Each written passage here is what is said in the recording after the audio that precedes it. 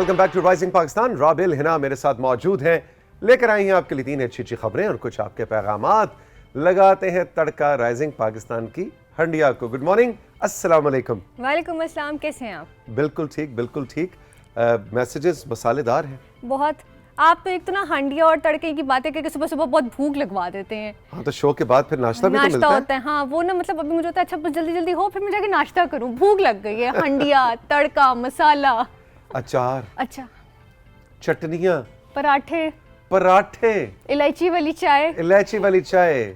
मेरा ख्याल है प्रोग्राम की जगह आप सिर्फ कमर्शियल ब्रेक चलाएं, हम चल के अब नाश्ता करते हैं। अच्छा जी, आज की जो तीनों खबरें हैं वो इतनी अच्छी, इतनी प्यारी हैं, आपका दिल बहुत खुश हो जाएगा। सुनाइए। सबसे पहली जो आज की खबर है वो है सवात से। सवात की पुलिस फोर्स ने एक बहुत ही ज़बरदस्त इनिशिएटिव लिया है, और वो ये कि जो उनके डीपीओ हैं यानी जो डिस्ट्रिक्ट पुलिस ऑफिसर हैं, उन्होंने अपनी तमाम पुलिस फोर्स को हुक्म दिया है कि जब भी किसी उस्ताद को देखेंगे उनको ऑनररी सल्यूट पेश करेंगे। वाह। तो किसी भी कौम की तरक्की का अगर हमने राज जानना है तो ये देखना है कि इस माशरे में उस्ताद की कितनी रिस्पेक्ट है, कितनी इज़्ज़त है, और इस ज़िम्न में डीपीओ सवात ये इक़दाम एक महज़ब माशरे की तामीर की जानिब इशारा करता है। जी बिल्कुल डीपीओ सवात, आपको हम आपका शुक्रिया भी कहेंगे और आपको मुबारकबाद भी देंगे कि कितना यूनिक आपने आइडिया सोचा है। आप सोचिए उस उस्ताद की हैसियत से आप राबिल सोचें कि मैं एक टीचर हूँ और अगर किसी पुलिस वाले को इन यूनिफॉर्म पता लगा कि मैं एक उस्ताद हूँ, चाहे बाजार में चाहे ट्रैफिक में कहीं, और वो आपको ऐसे जनाब यूनिफॉर्म में आपको सल्यूट करे एज एन ऑफिसर, तो आपका दिल बाग बाग हो जाएगा। बिल्कुल बिल्कुल। और मैं तो कहती हूँ कि उन बच्चों पे कितना अच्छा असर पड़ेगा जो उनके स्टूडेंट्स हैं, कि जब वो देखेंगे कि एक पूरा माशरा और माशरे के मुहाफिज जो हैं वो हमारे टीचर की किस तरह से रिस्पेक्ट करें, उनके दिल में तो वैसी इज्जत बढ़ेगी। बिल्कुल, तो बड़ी ज़बरदस्त खबर। अच्छा जी, इसके बाद सवात के बाद हम जाएंगे सूबा सिंध।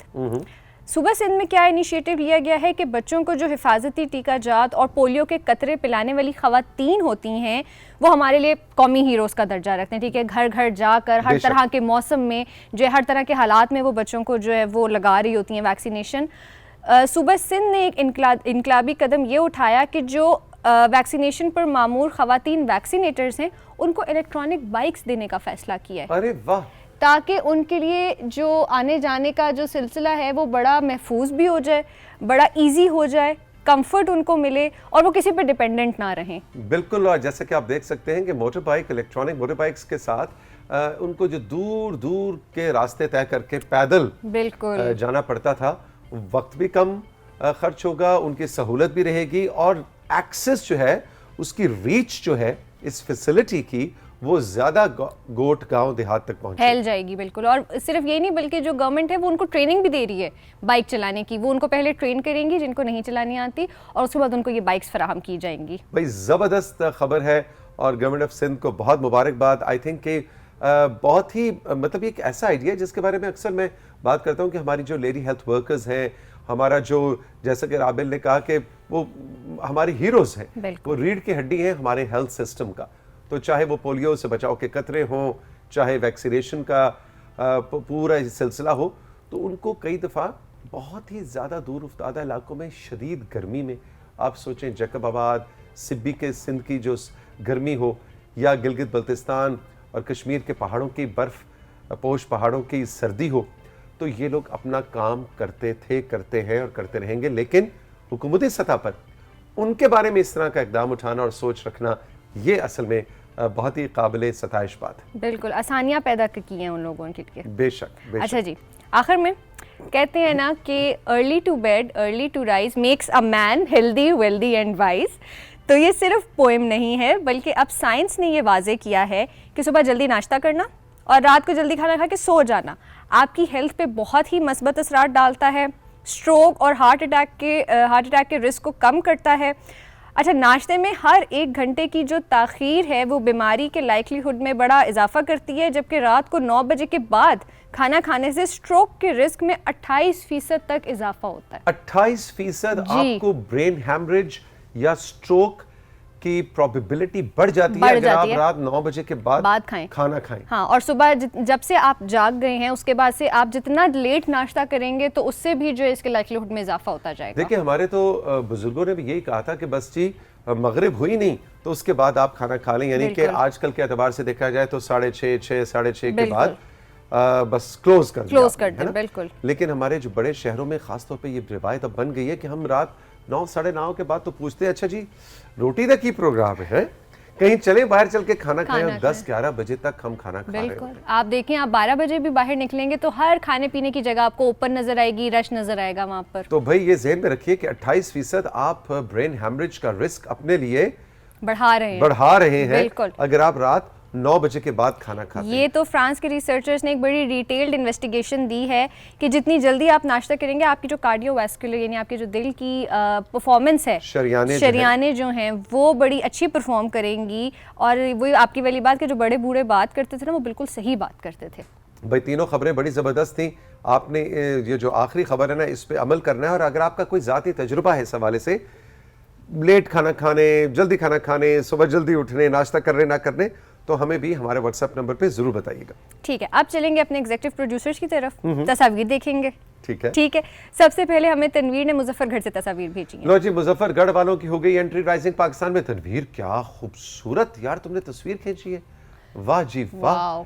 क्या सूरज को प्लेस किया है, कैमरे का एंगल ब्यूटीफुल, जबरदस्त भाई तनवीर, शाबाश। इसके बाद अदनान अहमद जो कि 17 साल के हैं, उन्होंने हमें मर्दान से तस्वीर भेजी हैं। भाई अदनान, हम आपको वेलकम करते हैं। लो जी, बहुत ही प्यारा, सूरज की रोशनी को बड़ा अच्छा आपने हैंडल किया है, कैप्चर किया है फूलों के ऊपर। ब्यूटीफुल अदनान, शाबाश, वेरी गुड। वाओ। लो जी, ये है जी, कौन सा फूल है राबेल बताओ, तुम्हें इनाम मिलेगा। क्रिजेंथेमम। इसको कहते हैं नरगिस का फूल। अच्छा। ठीक है, इसकी बड़ी खूबसूरत खुशबू भी होती है। हाँ। जी, मुझे याद है नानों के घर में हुआ करता था, और वो कहती थी कि मुझे नरगिस के फूल की खुशबू अपने चारों तरफ फैली भी महसूस हो। तो वो ये फूल हुआ करता था। फूल हुआ करता था। हमने अब फूलों को सूंघना ही छोड़ दिया है ना जी। बिल्कुल। हम अब फूल अगर होते भी हैं तो बस वो आवेजा किए होते हैं। तो ये आर्टिफिशियल फूलों ने ना बड़ा काम खराब कर दिया है। बिल्कुल, बहुत काम खराब किया। जो असली फूल है वो कौन कौन स्मेल करता है हमें बताएं, और आपकी फेवरेट फ्रेग्रेंस फूलों की क्या है, ये भी हमारे व्हाट्सएप नंबर, हमारे इंस्टाग्राम पे बताएं। आपको यास्मीन का फूल पसंद है, रात की रानी पसंद है, चमेली पसंद है, गुलाब पसंद है, नरगिस पसंद है? रात की रानी की खुशबू मेरी फेवरेट है। हाँ जी। घर के अच्छा, लेकिन अब आपसे सवाल है, आखिरी बार रात की रानी की खुशबू आपने कब सूंघी? मेरे मामा के घर में रात की रानी लगा हुआ है, तो जब मैं जाती हूँ मुझे उसकी खुशबू महसूस होती है। लेकिन एफर्ट करके ना, हाँ, फूल के करीब जाना हम भूल गए। हाँ, वो हम भूल गए हैं वाकई। मैं तो ये देखती हूँ कि लोग फूल के करीब जाते हैं सिर्फ उसको तोड़ने के लिए। एग्जैक्टली। कितनी गलत बात है। बिल्कुल कि जी फूल तोड़ के लगा के हम फोटो शूट करवाएंगे। अच्छा जी, अगली तस्वीरें किसने भेजी? इसके बाद अब्दुल कादिर ने जलालपुर पीरवाला से तस्वीर भेजी हैं। लो जी, जलालपुर पीरवाला वालों की हो गई है एंट्री। अब्दुल कादिर, वाह जी वाह, ये तो क्या होगा भाई, गंदम की बिजाई होके बस पौधे निकल आए हैं, है ना? क्यों जी, कंट्रोल रूम ऐसा ही लग रहा है मुझे। बिल्कुल जी, बिल्कुल बिल्कुल, वाह जी वाह, जबरदस्त। ये क्या है जी? सरसों, इनिशियल लेवल की सरसों।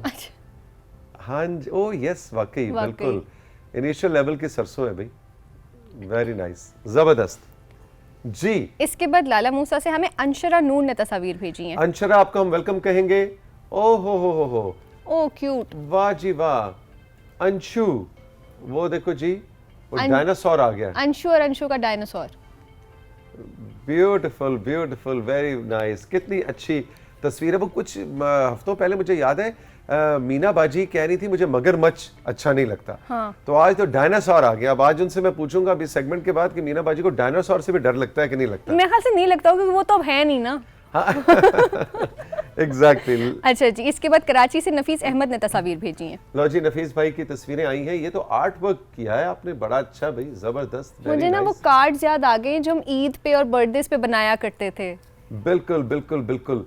जी राशिद, आप क्या कह रहे हैं? खुद से बनाए हुए बर्थडे कार्ड्स हैं जी नफीस भाई के, कह रहे हैं जी बेस्ट विशेस भी हैं।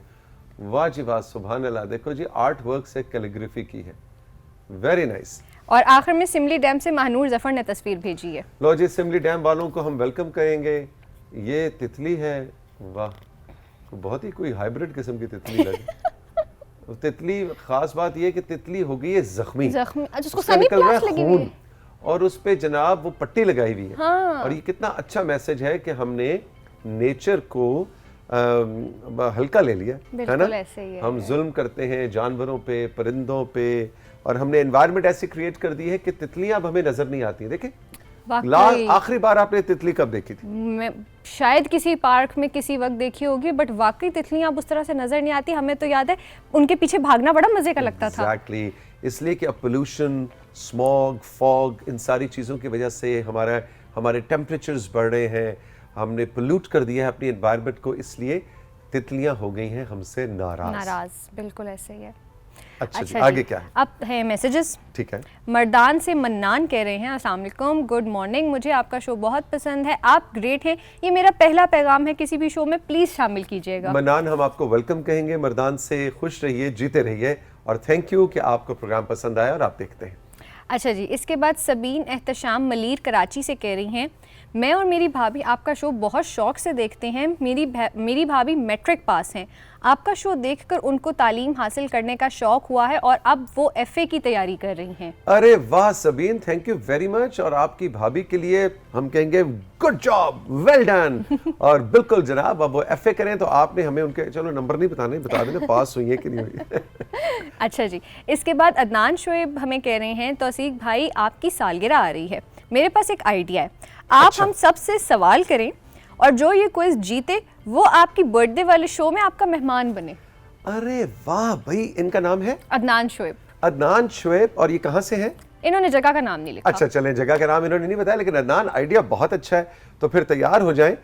मैं आपसे कुछ खेल बनाते हैं अब, राशिद सर और सुधीर सर और मुकेश सर से बैठ के ना, और आमना का दिमाग इन चीज़ों में बड़ा चलता है, कुछ आपके लिए हम प्लान बनाते हैं और है राबिल कोई क्विज करते हैं। मेरा ख्याल है राइजिंग पाकिस्तान का एक रैपिड फायर होना चाहिए, हम देखें ना जो ये फैंस हैं कितना नोटिस करते हैं राइजिंग पाकिस्तान को। एग्जैक्टली, और फिर जो जीतेगा वो फिर हमारा मेहमान बनेगा। आई थिंक आइडिया बहुत अच्छा है अदनान आपका, इसको कुछ इंप्लीमेंट करने की तरफ काम करते हैं। आखिर में पेशावर से शाहजैन कह रहे हैं, सर आज मैंने पैगाम भेजा, प्रोग्राम तो रोजाना देखते हैं, थोड़े सुस्त हैं इसलिए एक्टिवली आपके सोशल मीडिया पर रिस्पॉन्ड नहीं करते, लेकिन सर आप लोगों को ये पैगाम दिया करें कि आपके सोशल मीडिया पर भी रिस्पॉन्ड किया करें। जी बिल्कुल, हमारा सोशल मीडिया आपकी खिदमत में हाजिर है।